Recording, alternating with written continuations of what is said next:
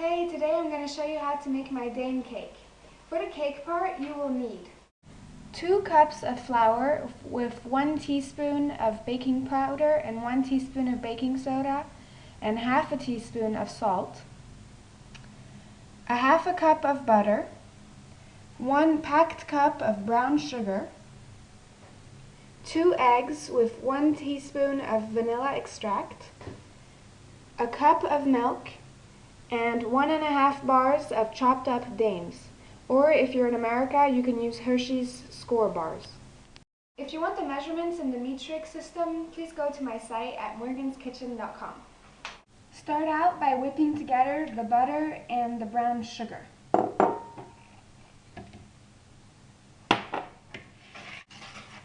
Now add in the eggs and the vanilla extract.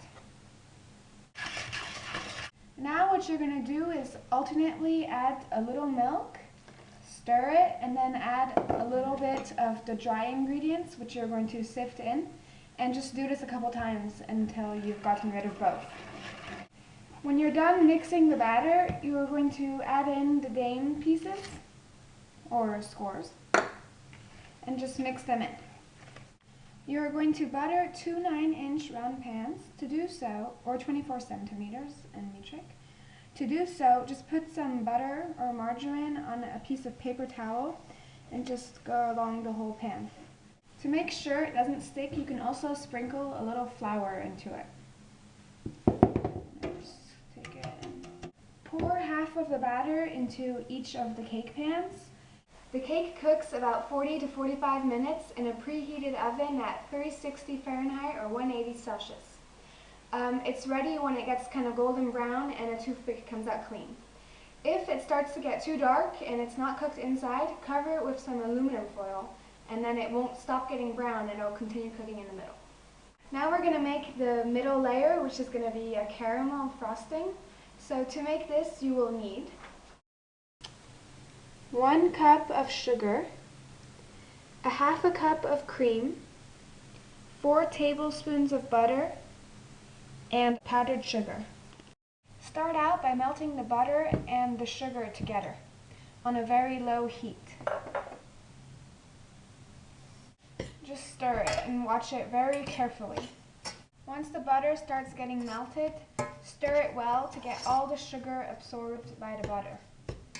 And then we're going to wait until it gets brown. It should start getting brown after a little while, and once you're here, you're pretty close to the end. So just make sure you don't let it get burnt. You want it just to get slightly brown. So now's the time to add in the cream. So you're going to turn off the heat and just pour in the cream. And even remove it from the heat. And just stir it. The amount of powdered sugar depends on the thickness you want it. There we go. It's now ready to pour onto one of the cake layers. By the way, I brought mine slightly to a boil because I wanted to have a few chunks, which were kind of similar to the inside of a Daim consistency. But if you'd rather have it just really creamy, you just have to do it on a lower heat. Pour the caramel sauce on top of one of the cake layers. Just spread it out. If a little overflows, it doesn't matter, and it looks kind of pretty, and you can wipe it later. And then you're going to put the second layer on top.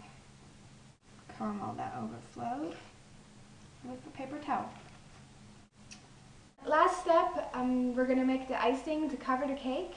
So for the icing, you'll need about 1/3 cup of milk chocolate, 2 tablespoons of butter, 1½ Daim bars chopped up, and powdered sugar.